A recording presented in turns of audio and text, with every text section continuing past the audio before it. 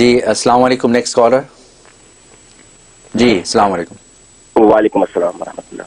جی حضرت سے مجھے پوچھنا تھا کہ حضرت یہ جو چوتھا کلمہ ہے اس کو حدیث شریف میں خیر الدعا بھی کہا ہے اور یہ بازار میں پڑھنے کی بھی دعا ہے، تو حضرت اس میں بظاہر دیکھتے ہیں تو کوئی دعائیہ کلمات یعنی اللہ سے مانگنے کی کوئی الفاظ تو ہے نہیں، تو پھر ہم اس میں دعا کے مفہوم کو کیسے سمجھیں کہ یہ جو چوتھا کلمہ ہے یہ دعا کیسے ہے؟ اس کی ذرا وضاحت فرما دیجیے. بہت اچھا ماشاء اللہ ماشاء اللہ، آپ نے بڑا اچھا سوال کیا. چوتھا کلمہ کلمہ توحید اس کو کہتے ہیں، توحید. تو کلمہ توحید جو ہے اس کو جو ہے وہ کلمہ دعا فرمایا. تو اصل میں بات یہ ہے کہ توحید جو ہے یہ ساری دعاؤں کی جڑ و بنیادی توحید ہے، کیونکہ دعا اللہ تبارک و تعالی سے انسان مانگتا ہے، اور وہاں جب پکا مواعد ہو کر جب مانگے گا ابھی تو عطا ہوگا. یہ اصل میں یہ کلمہ توحید یہ گیٹ وے ہے دعاؤں کا، گیٹ وے ہے. تو توحید گیٹ وے، جب آپ توحید کے مقام کو پا جاتے ہیں تو پھر نتیجہ یہ ہوتا ہے کہ وہ اللہ تبارک و تعالی سمجھتے ہیں کہ اس کا داتا صرف میں ہی ہوں، یہ میرے ہی در کو جو پکڑ کے چوکڑ کو پکڑ کے بیٹھا ہے، میرے علاوہ اس کا کوئی بھی نہیں ہے. یعنی ایسی توحید کامل لے کے آیا. اب اللہ تبارک و تعالیٰ اس کی ضرورت کو بغیر مانگے بھی دینا شروع کر دیتے ہیں. لیکن اگر کسی کو پتا ہو کہ یہ میرے دروازہ کھٹکائے گا، دوسرے کا بھی کھٹکھٹائے گا، تیسرے کا کھٹکھٹائے گا.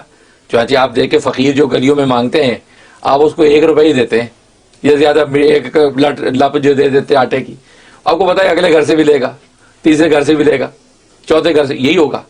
بلکہ اس پہ مجھے واقعی یاد آ گیا، میرے والد نسبتی سلطان الاولیاء امام الاتقیاء شہید اسلام حضرت مولانا محمد یوسف لدھیانوی شہید رحمۃ اللہ علیہ، بڑی حکمت تھی ان کی، ہر قول و فعل میں بڑی حکیمانہ انداز تھا.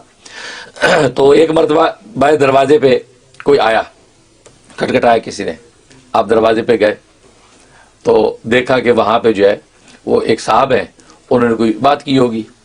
تو بات کی تو حضرت نے واپس آ کے حضرت ایک اچھی رقم لفافے میں ڈالی اور جا کے اس کو دے دی، اور وہ صاحب چلے گئے.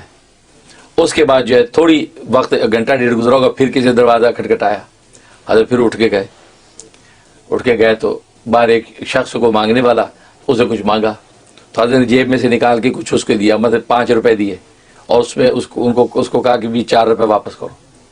اب وہ بیچارہ گن رہا اپنی اس کے زنبیل میں سے نکال رہا، 1 روپیہ 8 آنے کر کے اس نے 4 روپے پورے کر کے حضرت کو دیے اور 1 روپے دیا اور چلا گیا.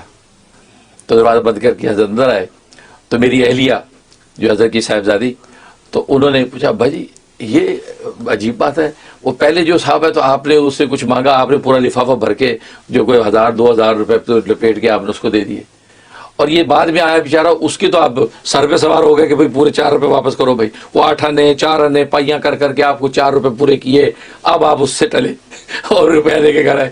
تو یہ کیا ماجرا، تو آپ 5 روپے دے دیتے، اس کو آپ نے 2500 دے دیے. تو ابا جی مسکرانے لگے. کیا فرمایا؟ پہلا جو آدمی آیا تھا اس سے میرے سے مانگا تھا اور میرے دروازے کے علاوہ اور کوئی دروازوں سے نہیں کھٹکھٹا رہا تھا، لہذا اس سفید پوش کی عزت اسی میں تھی، اس کو میں دے دیا. اور دوسرا یہ گلی میں گھر کوچے میں جا کے ہر دروازہ بجائے گا تو روپیہ یہاں سے لیا روپیہ وہاں سے دے گا، یہ 100 گھروں میں سے جا کے کھٹکھٹا کے جا کے اکٹھے کرے گا پیسے، پوری دیہڑی بنائے گا. لہٰذا اس لیے میں نے اس کو 1 روپے دیا اور باقی واپس لیے 4 روپے. تو اس وقت جو ہے وہ اہلیہ کہنے لگی کہ مجھے آج توحید کا مطلب سمجھ میں آیا، شرکت اور توحید کا مطلب سمجھ میں آیا کہ جو شرکت لے کے چلتا ہے تو دینے والا بھی یہ کہتا ہے بھائی کوئی نہیں، میرا روپے ہی رکھو باقی وہاں سے ملے گا. اور جو توحید لے کے آتا ہے کہ جی آپ ہی ہیں جی، آپ کے در پہ آئے جی سفید پوش آدمی، مجھے 2500 روپے چاہیے، تو دینے والا بھی سوچتا ہے یار یہ میرا ہی دروازہ کھٹکھٹایا اور کسی کا سفید پوش ہے، 2500 پورے ہی دے دیے. یہ ہے. تو یہ کلمہ توحید جو ہے نا یہ گیٹ وے ہے کہ انسان جب اس مقام کو پا لیتا ہے، اور جب لا الہ الا اللہ وحدہ لا شریک لہ لہ الملک ولہ الحمد وہو علی کل شیء قدیر، کل شیء قدیر کے اندر یہ اپنی دعاؤں کی طرف اشارہ کر رہا ہے کہ تو ہر چیز پہ قادر ہے، میں جو بھی مانگو تو دے گا، زبان سے مانگو یا اپنے حال سے مانگو تو جانتا ہے. ٹھیک ہے نا.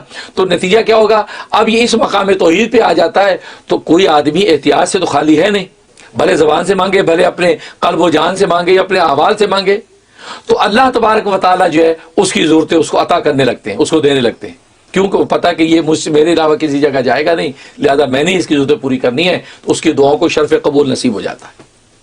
اس لیے کلمہ توحید کو فرمایا کہ یہ کلمہ دعا ہے، مطلب یہ دعا کا گیٹ وے ہے، جو اس مقام پہ آ جاتا ہے تو اس کو غیر پہ نگاہ اٹھانے کی ضرورت نہیں، اور وہ بھی سخی داتا ہے سمجھتا ہے کہ میرے علاوہ کہیں نہیں جائے گا، لہٰذا اس کی جھولی بھر دو تاکہ کسی اور کے پاس جانے کا احتیاج نہ رہے. اس لیے اس کا کلمہ توحید کہتے ہیں. ماشاء اللہ سے بہت خوبصورت.